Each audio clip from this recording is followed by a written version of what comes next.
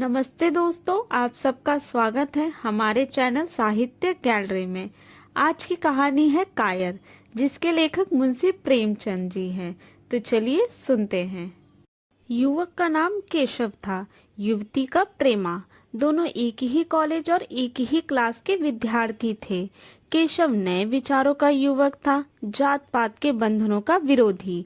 प्रेमा पुराने संस्कारों की कायल थी, पुरानी मर्यादाओं और प्रथाओं में पूरा विश्वास रखने वाली। लेकिन फिर भी दोनों में गाढ़ा प्रेम हो गया था और यह बात सारे कॉलेज में मशहूर थी। केशव ब्राह्मण होकर भी वैश्य कन्या प्रेमा से विवाह करके अपना जीवन सार्थक करना चाहता था। उसे अपने माता पिता की परवाह न थी, कुल मर्यादा का भी विचार उसके मन में न था।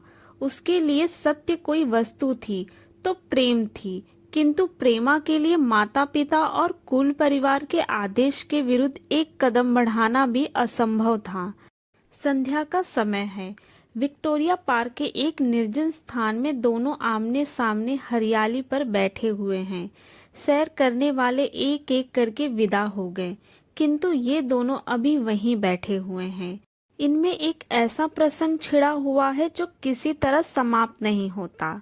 केशव ने झुंझलाकर कहा, इसका यह अर्थ है कि तुम्हें मेरी परवाह नहीं? प्रेमा ने उसको शांत करने की चेष्टा करके कहा, तुम मेरे साथ अन्याय कर रहे हो केशव, लेकिन मैं इस विषय को माता पिता के सामने कैसे छेड़ूं, यह मेरी समझ में नहीं आता।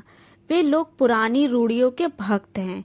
मेरी तरफ से कोई ऐसी बात सुनकर मन में जो जो शंकाएं होंगी, उनकी तुम कल्पना तक नहीं कर सकते। केशव ने उग्र भाव से पूछा, तो तुम भी उन्हीं पुरानी रूढ़ियों के गुलाम हो? प्रेमा ने अपनी बड़ी बड़ी आंखों में मृदु स्नेहा भरकर कहा, नहीं, मैं उनकी गुलाम नहीं हूँ, लेकिन माता पिता की इच्छा मेरे लिए और सब चीजों से अधिक मान्य है। तुम्हारा व्यक्तित्व कुछ नहीं है, ऐसा ही समझ लो। मैं तो समझता था कि ये ढकोसले मूर्खों के लिए ही है, लेकिन अब मालूम हुआ कि तुम जैसी विदुषियां भी इनकी पूजा करती हैं। जब मैं तुम्हारे लिए संसार को छोड़ने को तैयार हूँ, तो तुमसे भी यही आशा करता हूँ। प्रेमा ने मन में सोचा, मेरी अपनी देह पर क्या अधिकार है? जिन माता पिता ने अपने रक्त से मेरी सृष्टि की है और अपने स्नेह से उसे पाला है, उनकी मर्जी के खिलाफ कोई काम करने का कोई हक नहीं मुझे। उसने दीनता के साथ केशव से कहा, क्या प्रेम स्त्री और पुरुष के रूप में ही रह सकता है, मैत्री के रूप में नहीं? मैं तो आत्मा का संबंध समझती हूँ। केशव ने कठोर भाव से कहा, इन दार्शनिक विचारों से तुम मुझे पागल कर दोगी प्रेमा। बस इतना ही समझ लो, मैं निराश होकर जिंदा नहीं रह सकता। मैं प्रत्यक्षवादी हूँ और कल्पनाओं के संसार में प्रत्यक्ष का आनंद उठाना मेरे लिए असंभव है। यह कहकर उसने प्रेमा का हाथ पकड़कर अपनी ओर खींचने की चेष्टा की। प्रेमा ने झटके से हाथ छुड़ा लिया और बोली, नहीं केशव, मैं कह चुकी हूँ कि मैं स्वतंत्र नहीं हूँ। तुम मुझसे वह चीज ना मांगो जिस पर मेरा कोई अधिकार नहीं है। केशव को अगर प्रेमा ने कठोर शब्द कहे होते तो भी उसे उतना दुख ना होता। एक क्षण तक वह मन मारे बैठा रहा, फिर उठकर निराश भरे स्वर में बोला, जैसी तुम्हारी इच्छा। आहिस्ता आहिस्ता कदम सा उठाता हुआ वहां से चला गया। प्रेमा अब भी वहीं बैठी आंसू बहाती रही। रात को भोजन करके प्रेमा जब अपनी माँ के साथ लेटी तो उसकी आंखों में नींद न थी। केशव ने उसे एक ऐसी बात कह दी थी जो चंचल पानी में पड़ने वाली छाया की तरह उसके दिल पर छाई हुई थी। प्रति क्षण उसका रूप बदलता था। वह उसे स्थिर न कर सकती थी। माता से इस विषय में कुछ कहे तो कैसे? लज्जा मुंह बंद कर देती थी। उसने सोचा, अगर केशव के साथ मेरा विवाह ना हुआ तो उस समय मेरा क्या कर्तव्य होगा? अगर केशव ने कुछ उद्दंडता कर डाली तो मेरे लिए संसार में फिर क्या रह जाएगा? लेकिन मेरा बस ही क्या है? इन भांति भांति के विचारों में एक बात तो उसने मन में निश्चित हुई, वह यह थी कि केशव के सिवा वह और किसी से विवाह ना करेगी। उसकी माता ने पूछा, क्या तुझे अब तक नींद ना आई? मैंने तुझसे कितनी बार कहा है कि थोड़ा बहुत घर का काम काज किया कर, लेकिन तुझे किताबों से ही फुर्सत नहीं मिलती। 4 दिन में तू पराए घर जाएगी, कौन जाने कैसा घर मिले। अगर कुछ काम करने की आदत न रही तो कैसे निभा होगा। प्रेमा ने भोलेपन से कहा, मैं पराए घर जाऊंगी ही क्यों। माता ने मुस्कुराकर कहा, लड़कियों के लिए यही तो सबसे बड़ी विपत्ति है बेटी। माँ बाप की गोद में पलकर ज्यों ही सयानी हुई दूसरों की हो जाती हैं। अगर अच्छे प्राणी मिले तो जीवन आराम से कट गया, नहीं रो रो दिन काटना पड़ा। सब कुछ भाग्य के अधीन है। अपनी बिरादरी में तो मुझे कोई घर भी नहीं भाता। कहीं लड़कियों का आदर नहीं, लेकिन करना तो बिरादरी में ही पड़ेगा। न जाने यह जात पात का बंधन कब टूटेगा। प्रेमा डरते हुए बोली, कहीं कहीं तो बिरादरी के बाहर भी विवाह होने लगे हैं। उसने कहने का तो कह दिया, लेकिन उसका हृदय कांप रहा था कि माताजी कुछ भाप ना जाएं। माता ने विस्मय के साथ पूछा, क्या हिंदुओं में भी ऐसा हुआ है। फिर उसने आप ही आप उस प्रश्न का जवाब भी दिया, और 2-4 जगह ऐसा हो भी गया तो उससे क्या होता है। प्रेमा ने इसका कुछ जवाब ना दिया। भय हुआ कि माता कहीं उसका आशय समझ ना जाए। उसका भविष्य एक अंधेरी खाई की तरफ उसके सामने मुंह खोले खड़ा था, मानो उसे निगल जाएगा। उसे न जाने कब नींद आ गई। प्रातःकाल प्रेमा सोकर उठी तो उसके मन में एक विचित्र साहसा का उदय हो गया था। सभी महत्वपूर्ण फैसले हम आकस्मिक रूप से ले लिया करते हैं, मानो कोई देवी शक्ति हमें उनकी ओर खींच ले जाती है। वही हालत प्रेमा की थी। कल तक वह माता पिता के निर्णय को मान्य समझती थी, पर संकट को सामने देखकर उसमें उस वायु की हिम्मत पैदा हो गई थी जिसके सामने कोई पर्वत आ गया हो। वही मंद वायु प्रबल वेग से पर्वत के मस्तक पर चढ़ जाती है और उसे कुचलती हुई दूसरी तरफ जा पहुंचती है। प्रेमा मन में सोच रही थी, मानो यह देह माता पिता की है, किंतु आत्मा तो मेरी है। मेरी आत्मा को जो कुछ भुगतना पड़ेगा वह इसी देह से तो भुगतना पड़ेगा। अब वह इस विषय में संकोच करना अनुचित ही नहीं, घातक समझ रही थी। अपने जीवन को क्यों एक झूठे सम्मान पर बलिदान करे। उसने सोचा, विवाह का आधार अगर प्रेम ना हो तो वह देह का विक्रय है। आत्मसमर्पण क्यों बिना प्रेम के भी हो सकता है। इस कल्पना से ही न जाने किस अपरिचित युवक से उसका विवाह हो जाएगा। उसका हृदय विद्रोह कर उठा। वह अपनी नाश्ता करके कुछ पढ़ने जा रही थी कि उसके पिता ने प्यार से पुकारा, मैं कल तुम्हारे प्रिंसिपल के पास गया था, वे तुम्हारी बड़ी तारीफ कर रहे थे। प्रेमा ने सरल भाव से कहा, आप तो यूं ही कहा करते हैं। नहीं सच। यह कहते हुए उन्होंने अपनी मेज की दराज खोली और मखमली चौखटों में जड़ी हुई एक तस्वीर निकालकर उसे दिखाते हुए बोले, यह लड़का आईएएस के इम्तिहान में प्रथम आया है। इसका नाम तो तुमने सुना होगा। बूढ़े पिता ने ऐसी भूमिका बांध दी थी कि माँ उनका आशय न समझ सकी, लेकिन प्रेमा भाप गई। उनका मन तीर की भांति लक्ष्य पर जा पहुंचा। उसने बिना तस्वीर की ओर देखे ही कहा, नहीं, मैंने तो उसका नाम नहीं सुना। पिता ने बनावटी आश्चर्य से कहा, क्या तुमने उसका नाम ही नहीं सुना? आज के दैनिक पत्र में उसका चित्र और जीवन वृत्तांत छपा है। प्रेमा ने रुखाई से जवाब दिया होगा, मगर मैं तो उस परीक्षा का कोई महत्व ही नहीं समझती। मैं तो समझती हूँ जो लोग इस परीक्षा में बैठते हैं वे पल्ले सिर के स्वार्थी होते हैं। आखिर उनका उद्देश्य इसके सिवा और होता ही क्या है कि अपने गरीब निर्धन दलित भाइयों पर शासन करे और खूब धन संचय करे। यह तो जीवन का कोई उच्च उद्देश्य नहीं है। इस आपत्ति में जलन थी, अन्याय था, निर्दयता थी। पिताजी ने समझा था प्रेमा यह बखान सुनकर लट्टू हो जाएगी। यह जवाब सुनकर तीखे स्वर में बोले, तू तो ऐसी बातें कर रही है जैसे तेरे लिए धन और अधिकार का कोई मूल्य ही नहीं। प्रेमा ने ठिठोई से कहा, हाँ, मैं तो इसका मूल्य नहीं समझती। मैं तो आदमी में त्याग देखती हूँ।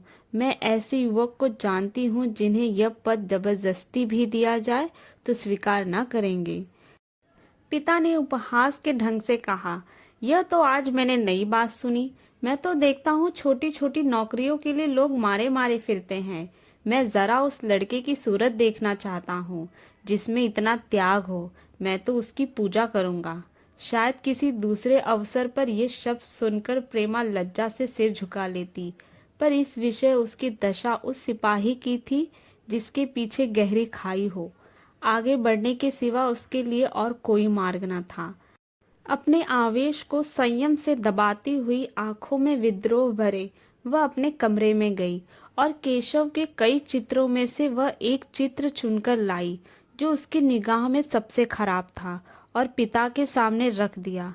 बूढ़े पिता ने चित्र को उपेक्षा के भाव से देखना चाहा, लेकिन पहली दृष्टि में ही उसने उन्हें आकर्षित कर लिया।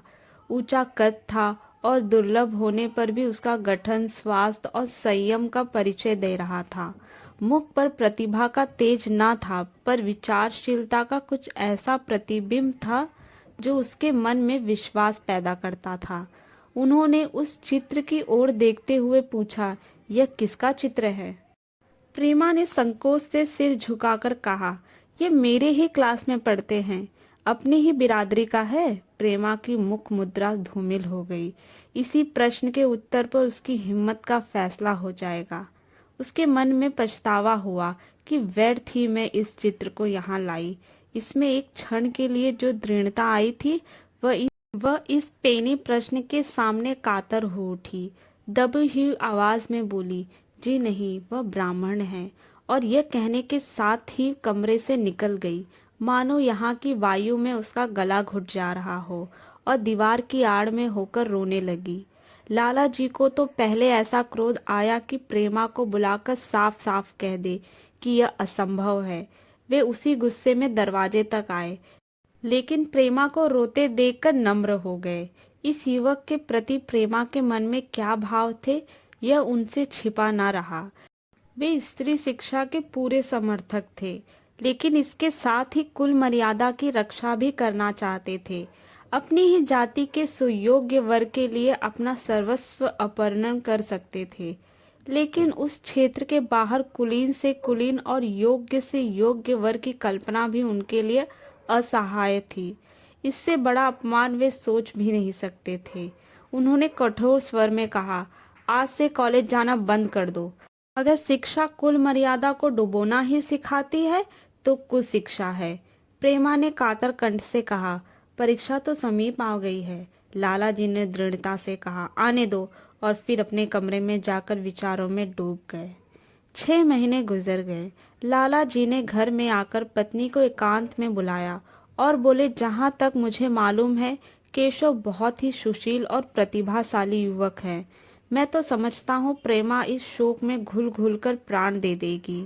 तुमने भी समझाया, मैंने भी समझाया, दूसरों ने भी समझाया, पर उस पर कोई असर नहीं होता। ऐसी दशा में हमारे लिए और क्या उपाय है? उनकी पत्नी ने चिंतित भाव से कहा, कर तो दोगे, लेकिन रहोगे कहाँ? न जाने कहाँ से ये कुलच्छनी मेरी कोख में आई।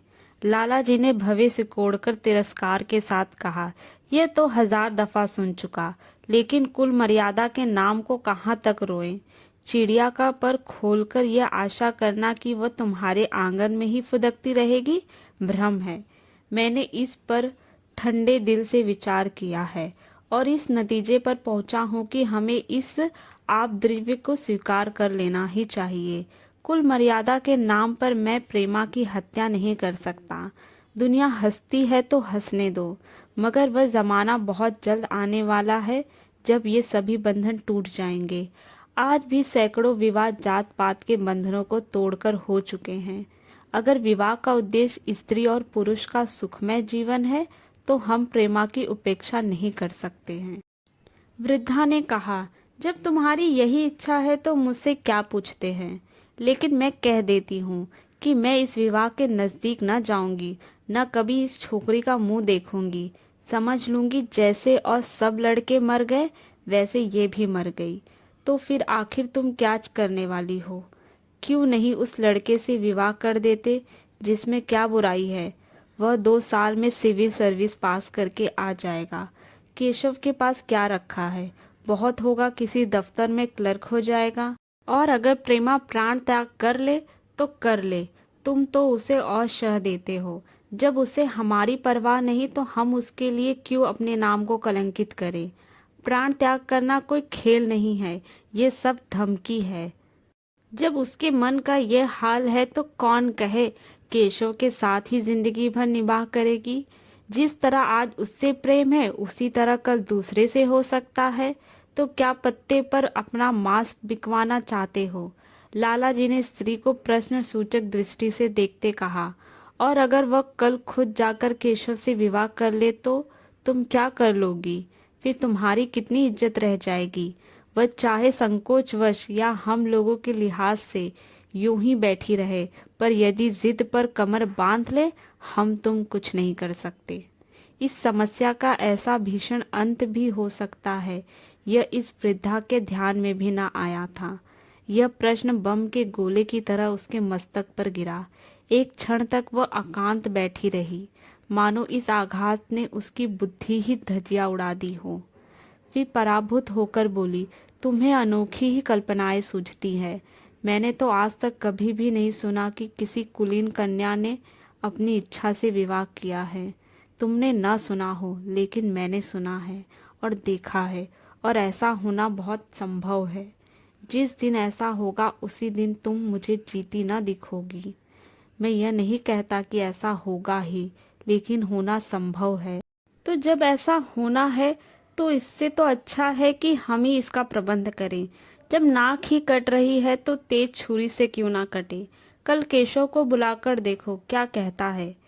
केशव के पिता सरकारी पेंशनर थे, मिजाज के चिड़चिड़े और कुपन थे। धर्म के आडंबरों में ही उनके मन को शांति मिलती थी। कल्पना शक्ति का अभाव था, किसी के मनोभाव का सम्मान न कर सकते थे। अब भी उस संसार में रहते थे जिसमें उन्होंने अपने बचपन और जवानी के दिन काटे थे। नवयुवक की बढ़ती हुई लहर को वे सर्वनाश करते थे और कम से कम अपने घर को दोनों हाथों और दोनों पैरों का जोर लगाकर उससे बचाया रखना चाहते थे। इसीलिए जब एक दिन प्रेमा के पिता उसके पास पहुंचे और केशव से प्रेमा के विवाह का प्रस्ताव किया तो बूढ़े पंडित जी अपने आप में न रह सके। धुंधली आंखें फाड़कर बोले, आप भंग तो नहीं हो गए हैं। इस तरह का संबंध और चाहे जो कुछ हो विवाह नहीं है। मालूम होता है आपको भी नए जमाने की हवा लग गई। बूढ़े बापूजी ने नम्रता से कहा, मैं खुद ऐसा संबंध नहीं पसंद करता। इस विषय में मेरे भी वही विचार हैं जो आपके, पर बात ऐसी आ पड़ी कि मुझे विवश होकर आपकी सेवा में आना पड़ा। आजकल के लड़के और लड़कियां कितने स्वेच्छाचारी हो गए हैं, यह तो आप जानते ही हैं। हम बूढ़े लोगों के लिए अब अपने सिद्धांतों की रक्षा करना कठिन हो गया है। मुझे भय है कि कहीं ये दोनों निराश होकर अपनी जान पर न खेल जाएं। बूढ़े पंडित जी जमीन पर पांव पटकते हुए गरज रहे और कहते हैं, साहब आपको शर्म नहीं आती। हम ब्राह्मण हैं और ब्राह्मणों में भी कुलीन। ब्राह्मण कितने ही पतित हो गए हों, इतने मर्यादा शून्य नहीं हुए कि बनिए वकालों की लड़की से विवाह करते फिरे। जिस दिन कुलीन ब्राह्मणों में लड़कियां न रहेंगी उस दिन यह समस्या उपस्थित हो सकती है। मैं कहता हूँ आपको मुझसे यह बात कहने का साहस कैसे हुआ। बूढ़े बाबूजी जितनी ही दबते थे उतना ही पंडित जी बिगड़ते थे। यहाँ तक कि लाला जी अपना अपमान ज्यादा न सह सके और अपनी तकदीर को कोसते हुए चले गए। उसी वक्त केशव कॉलेज से आया। पंडित जी ने तुरंत उसे बुलाकर कठोर कंठ से कहा, मैंने सुना है तुमने किसी बनिए की लड़की से अपना विवाह कर लिया है। यह खबर कहाँ तक सही है। केशव ने अनजान बनकर पूछा, आपसे किसने कहा। किसी ने कहा। मैं पूछता हूँ यह बात ठीक है या नहीं। अगर ठीक है और तुमने अपनी मर्यादा को डुबाना निश्चय कर लिया है तो तुम्हारे लिए हमारे घर में कोई स्थान नहीं। तुम्हें मेरी कमाई का एक ढेला भी नहीं मिलता। मेरे पास जो कुछ है वह मेरी अपनी कमाई है। मुझे अख्तियार है कि मैं जिसे चाहूं उसे दे दूं। तुम यह अनीति करके मेरे घर में कदम नहीं रख सकते। केशव पिता के स्वभाव से परिचित था। प्रेमा से उसे प्रेम था। वह गुप्त रूप से प्रेमा से विवाह कर लेना चाहता था। बाप हमेशा तो बैठे न रहेंगे। माता के स्नेह पर उसे विश्वास था। उस प्रेम की तरंग में वह सारे कष्टों को झेलने के लिए तैयार मालूम होता था।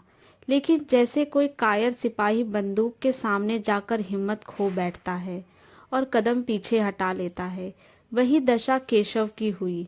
वह साधारण युवकों की तरह सिद्धांतों के लिए बड़े बड़े तर्क कर सकता था, जबान से उनमें अपनी शक्ति की दुहाई दे सकता था, लेकिन उसके लिए यातनाएं झेलने की सामर्थ्य उसमें न थी।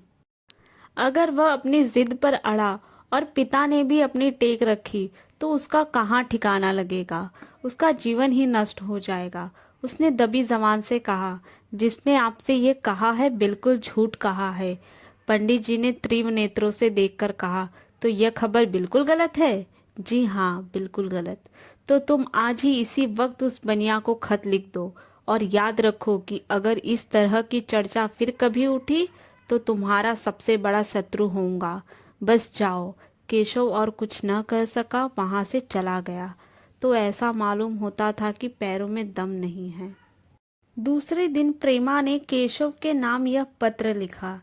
प्रिय केशव, तुम्हारे पूज्य पिताजी ने लाला जी के साथ जो अशिष्ट और अपमानजनक व्यवहार किया है, उसका हाल सुनकर मेरे मन में बड़ी शंका उत्पन्न हो रही है। शायद उन्होंने भी तुम्हें डांट फटकार बताई होगी। ऐसी दशा में मैं तुम्हारा निश्चय सुनने के लिए विकल हो रही हूँ। तुम्हारे साथ हर तरह का कष्ट झेलने को तैयार हूँ।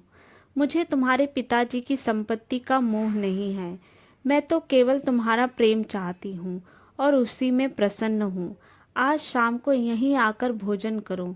दादा और माँ दोनों तुमसे मिलने के लिए बहुत इच्छुक हैं। मैं बस स्वप्न देखने में मग्न हूँ, जब हम दोनों उस सूत्र में बंध जाएंगे जो टूटना नहीं जानता, जो बड़ी से बड़ी आपत्ति में भी अटूट रहता है। तुम्हारी प्रेमा। संध्या हो गई और इस पत्र का कोई जवाब ना आया। उसकी माता बार बार पूछती थी, केशव आए नहीं? बूढ़े लाला भी द्वार की ओर आंख लगाए बैठे थे।